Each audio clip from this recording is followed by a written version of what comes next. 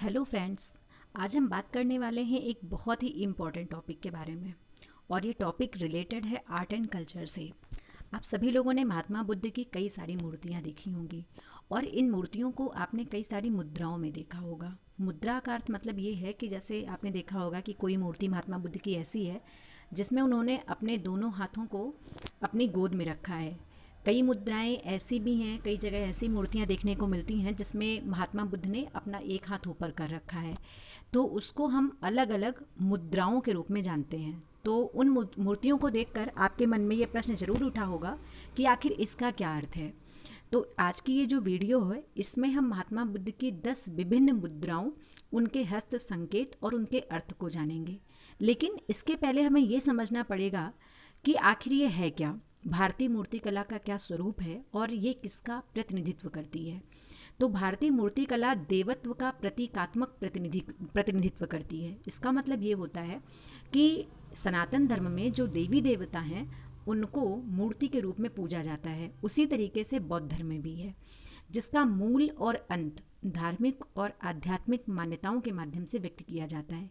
इसीलिए बुद्ध के जो भी अनुयायी हैं बौद्ध ध्यान या अनुष्ठान के दौरान शास्त्र के माध्यम से विशेष विचारों को पैदा करने के लिए बुद्ध की छवि को प्रतीकात्मक संकेत के रूप में इस्तेमाल करते हैं। तो आइए देखते हैं कि वो महात्मा बुद्ध की 10 विभिन्न मुद्राएं कौन कौन सी हैं और उनके क्या संकेत हैं।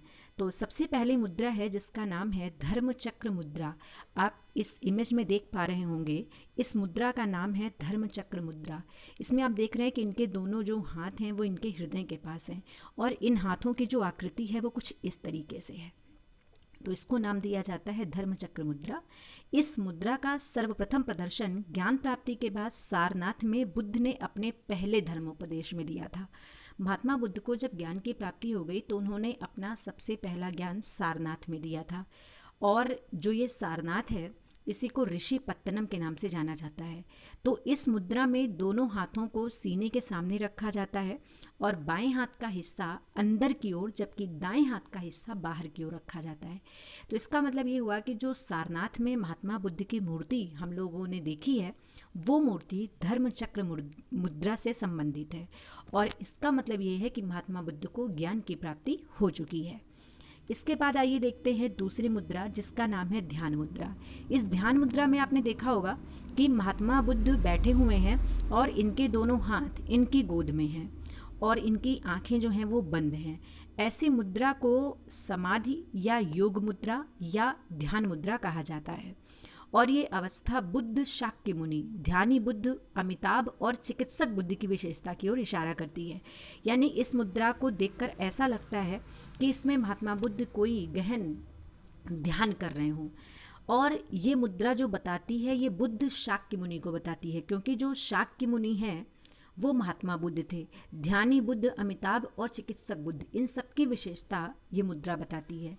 इस मुद्रा में दोनों हाथों को गोद में रखा जाता है। आप देख सकते हैं किस तरीके से महात्मा बुद्ध ने अपने दोनों हाथों को गोद में रखा हुआ है। और गोद में हाथ रखने का भी एक तरीका है। दाएं हाथ को बाएं हाथ के ऊपर पूरी तरह से उंगलियों से फैला कर रखा जाता है तथा अंगूठे को ऊपर की ओर रखा जाता है और दोनों हाथ की उंगलियां एक दूसरे के ऊपर टिकाकर रख दी जाती हैं। तो ये थी ध्यान मुद्रा। इसके बाद जो अगली मुद्रा है इसका नाम है भूमि स्पर्श मुद्रा। यहाँ से कई बार प्रश्न पूछा गया है और इसे कहा जाता है टचिंग द अर्थ। ऐसे भी मूर्ति आपने देखी होगी कि महात्मा बुद्ध का एक हाथ उनके गोद में है और एक हाथ से वो भूमि स्पर्श कर रहे हैं। तो इस मुद्रा को पृथ्वी को छूना या टचिंग द अर्थ कहा जाता है, चूँकि बुद्ध की ज्ञान प्राप्ति के समय का प्रतिनिधित्व करती है। क्योंकि इस मुद्रा से बुद्ध दावा करते हैं कि पृथ्वी उनके ज्ञान की साक्षी है। इस मुद्रा में सीधे हाथ को दाएं घुटने पर रखकर हथेली को अंदर की ओर रखते हुए जमीन की ओर ले जाया जाता है और कमल सिंहासन को छुआ जाता है। महात्मा बुद्ध को जब ज्ञान की प्राप्ति हुई थी, इसके बाद उनको ज्ञान की प्राप्ति हुई, इसका साक्षी कौन था? तो उस समय किसी व्यक्ति ने उनको ज्ञान प्राप्त करते हुए तो नहीं देखा था। इस वजह से महात्मा बुद्ध ने अपने ज्ञान प्राप्ति का जो साक्षी बनाया वो पृथ्वी को बनाया, और इसी वजह से जो ऐसी मुद्रा इनकी दिखाई देती है इसको नाम दे दिया जाता है भूमि स्पर्श मुद्रा। तो भूमि स्पर्श मुद्रा का मतलब है कि महात्मा बुद्ध को ज्ञान की प्राप्ति हो चुकी है। इसमें आपने गौर किया होगा कि इनका एक हाथ जो गोद में है वो कुछ इस तरीके से है, और इनका जो दूसरा हाथ है जिससे ये पृथ्वी को छू रहे हैं, बाद में जब इनके अनुयायी हुए तो उन्होंने मूर्तियां बनवा दी, तो कमल सिंहासन बनवा दिया, और उससे इस तरीके से ये अपने पृथ्वी को टच कर रहे हैं। अगली मुद्रा है जिसका नाम है वरद मुद्रा। ये मुद्रा अर्पण, स्वागत, दान देना, दया और ईमानदारी का प्रतिनिधित्व करती है। इस मुद्रा में दाएं हाथ को शरीर के साथ स्वाभाविक रूप से लटका कर रखा जाता है। खुले हाथ की हथेली को बाहर की ओर रखते हैं और उंगलियां खुली रहती हैं तथा बाएं हाथ को बाएं घुटने पर रखा जाता है। तो महात्मा बुद्ध का अर्पण, स्वागत, दान देना, दया, ये सारे इनके गुण थे। तो ये जो मूर्ति है महात्मा बुद्ध की वरद मुद्रा में, ये महात्मा बुद्ध की जो क्वालिटीज़ हैं, महात्मा बुद्ध के जो फीचर्स हैं, इनकी जो विशेषताएं हैं, इनके जो गुण हैं, इन सारी चीज़ों को बताती है। तो इसमें हाथ रखने का ये तरीका होता है। इसके बाद एक अगली मुद्रा है जिसको नाम दिया जाता है उत्तर बोधि मुद्रा। उत्तर बोधि मुद्रा, ये मुद्रा दिव्य सार्वभौमिक ऊर्जा के साथ अपने आप को जोड़कर सर्वोच्च आत्मज्ञान की प्राप्ति को दर्शाती है। इस मुद्रा में दोनों हाथ को जोड़कर हृदय के पास रखा जाता है और तर्जनी उंगलियां एक दूसरे को छूते हुए ऊपर की ओर होती हैं और उंगलियां अंदर की ओर मुड़ जाती हैं। यानी महात्मा बुद्ध ने अपनी सार्वभौमिक ऊर्जा के साथ अपने आप को सर्वोच्च आत्मज्ञान से जोड़ दिया था। तो ये मुद्रा ये दिखाती है कि महात्मा बुद्ध सार्वभौमिक ऊर्जा के साथ अपने आप को आत्मज्ञान से जोड़ रहे हैं। तो इस प्रकार की ये मुद्रा आप देख सकते हैं जिसमें दोनों हाथों को महात्मा बुद्ध ने जोड़ा हुआ है।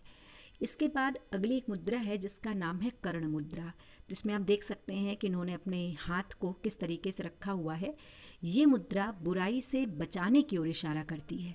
तो महात्मा बुद्ध ने अपने आप को दुनिया भर के जितनी भी बुराइयां हैं इनसे बचाने के लिए इस प्रकार की मुद्रा का प्रयोग किया था, और आगे चलकर उनके अनुयायियों ने इस प्रकार की मूर्तियां बनवा दी। तो इस मुद्रा को तर्जनी की ओर छोटी उंगली को ऊपर उठाकर और अन्य उंगलियों को मोड़कर किया जाता है। ये कर्ता को सांस छोड़कर बीमारी या नकारात्मक विचारों जैसी बाधाओं को बाहर निकालने में मदद करती है। तो इस प्रकार से आप देख सकते हैं कि महात्मा बुद्ध ने जितनी भी सामाजिक बुराइयां थीं उनका त्याग किया था, और ये मुद्रा इसी ओर इशारा करती है कि इन्होंने समाज की जितनी भी बुराइयां हैं उनसे ये ऊपर जा चुके हैं।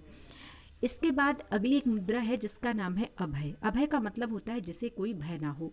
तो ये मुद्रा महात्मा बुद्ध की निर्भयता को दिखाती है कि ये कितने ज़्यादा निर्भीक थे। साथ ही साथ आशीर्वाद को भी दर्शाता है जो कि सुरक्षा, शांति, परोपकार और भय को दूर करने का प्रतिनिधित्व करता है। बुद्ध शाक्य मुनि और ध्यानी बुद्ध अमोघ सिद्धि की विशेषताओं को प्रदर्शित करती है। इस मुद्रा में दाएं हाथ को कंधे तक उठाकर बाह को मोड़कर किया जाता है तथा उंगलियों को ऊपर की ओर उठाकर हथेली को बाहर की ओर रखा जाता है। तो ये एक विशेषता है इनकी अभय मुद्रा की, यानी इस प्रकार की मूर्ति जिसमें इनका एक हाथ ऊपर की ओर है जो आशीर्वाद देने के लिए इन्होंने उठा के रखा है, और दूसरा हाथ इनका इस तरीके से है। तो ये दिखा रहा है कि महात्मा बुद्ध अभय मुद्रा में है और लोगों को आशीर्वाद प्रदान कर रहे हैं। इसके बाद एक अगली मुद्रा है जिसका नाम है अंजलि मुद्रा, जिसमें इन्होंने अपने दोनों हाथ जोड़ रखे हैं। इसे नमस्कार मुद्रा या हृदयांजलि मुद्रा भी कहा जाता है, जो अभिवादन, प्रार्थना और आराधना के इशारे का प्रतिनिधित्व करती है। इस मुद्रा में कर्ता के हाथ आमतौर पर पेट और जांघों के ऊपर होते हैं। दायां हाथ बाएं के आगे ओर होता है। हथेलियां ऊपर की ओर उंगलियां जुड़ी हुई होती हैं और अंगूठे एक दूसरे के अग्रभाग को छूती हुई अवस्था में होते हैं। तो इस लेख के माध्यम से आप लोगों ने देखा कि ये कौन कौन सी मुद्राएं हैं। इसके बाद दो और मुद्राएं हैं। एक का नाम है वज्र मुद्रा। इसमें आपने देखा होगा कि ये मुद्रा उग्र वज्र के 5 तत्वों अर्थात वायु, जल, अग्नि, पृथ्वी और धातु के प्रतीकों को दर्शाती है। इस मुद्रा में बाएं हाथ की तर्जनी को दाईं मुट्ठी में मोड़कर दाएं हाथ की तर्जनी के ऊपरी भाग से दाईं तर्जनी को छूते हुए या चारों ओर घुमाते हुए किया जाता है। तो ये महात्मा बुद्ध की उग्र मुद्रा का प्रतीक है। और इसके बाद अंतिम इनकी जो एक मुद्रा है उसका नाम है वितर्क मुद्रा। महात्मा बुद्ध ने जो शिक्षाओं का प्रचार प्रसार किया ये उसका प्रतीक है, जिसमें आप देख सकते हैं इन्होंने अपने हाथ की मुद्रा को किस तरीके से किया हुआ है। इस मुद्रा में अंगूठे के ऊपरी भाग और तर्जनी को मिलाकर दोनों का प्रयोग किया जाता है, जबकि अन्य उंगलियों को सीधा रखा जाता है। ये लगभग अभय मुद्रा की तरह होती है, लेकिन इस मुद्रा में अंगूठा तर्जनी को छूता है। तो ये महात्मा बुद्ध की विभिन्न मुद्राएं थीं, जिनमें महात्मा बुद्ध की मूर्तियां आज पूरी दुनिया में फैली हुई हैं।